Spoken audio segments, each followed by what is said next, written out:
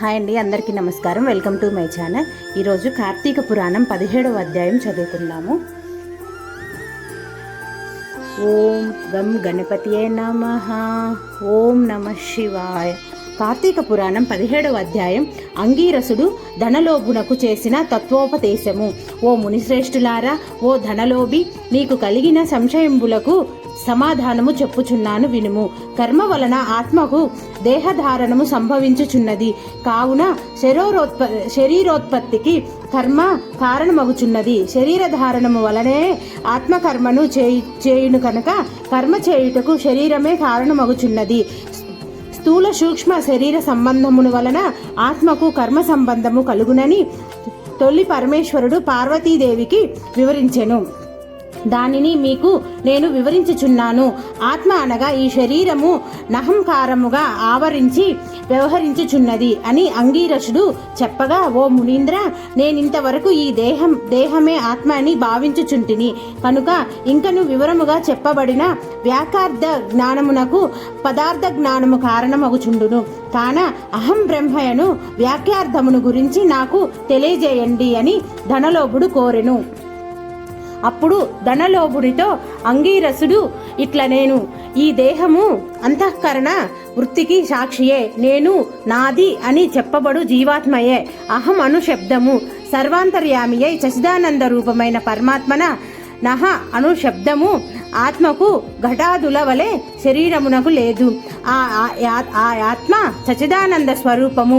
బుద్ధి సాక్షి జ్ఞానరూపి శరీరేంద్రియములు మొదలగు వాని వ్యాపారమునందు ప్రవర్తింపజేసి వాని కంటే వేరుగా ఉన్నదై ఎల్లప్పుడూ నేనొకే రీతిని ప్రకాశించుచు నుండునదే ఆత్మ అనబడును. నేను అనునది శరీరేంద్రియాలలో ఒకటి కాదని తెలుసుకొనుము. ఆ దేహేంద్రియాదుల అన్నిటినీ ఏది ప్రహార్జింపజేయునో అదియే నేను అని నిశ్చయము. అందుచేత అస్థిరములగు శరీరేంద్రియాదులు కూడా నామరూపముతో నుండి నశించునవయేగాక ఇట్టి దేహమునకు జాగ్రత్త స్వప్న సుసుప్యత వస్తులు స్థూల సూక్ష్మాకార శరీరంబులను మూడింటి యందును నేను నాది అని వ్యవహరించేదే ఆత్మయని గ్రహించుకొనుము. ఇనుము సూదంటు రాయిని అంటిపెట్టుకొని తిరుగునట్లు శరీర ఇంద్రియాలు దేనిని ఆశ్రయించి తిరుగుచుండునో అదే ఆత్మ. అట్లే అవి ఆత్మ వలన తమ పనిని చేయును. నిద్రలో శరీరేంద్రియాల సంబంధము లేక గాఢ నిద్రపోయి మేల్కొన్న తర్వాత నేను సుఖ నిద్రపోతుని, సుఖంగా ఉంది అనుకొనినదే ఆత్మ. దీపము గాజు బుడ్డిలో ఉండి ఆ గాజును ప్రకాశింపజేయునట్లే ఆత్మ కూడా దేహేంద్రియాలను ప్రకాశింపజేయుచున్నది.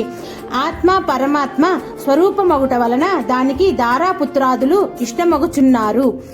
అట్టి విశేష ప్రేమాస్పదముగు వస్తువేదో అదియే పరమాత్మయని గ్రహింపుము. తత్వమసి మొదలైన వాక్యములందలి త్వం అను పదమునకు కించిత్ జ్ఞత్వాది విశిష్టమందు జీవాత్మయని అర్థం.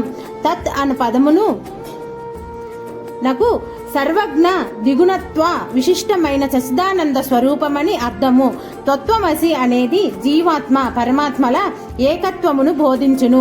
ఈ రీతిగా సర్వజ్ఞత్వాది ధర్మములను వదిలివేయగా సచిదానంద రూపం ఒక్కటియే నిలుచును. అదియే ఆత్మదేహ లక్షణములను ఉండుట, జన్మించుట, పెరుగుట, క్షీణించుట, చచ్చుట మొదలగు 6 భాగములు శరీరానికే గాని ఆత్మకు లేవు.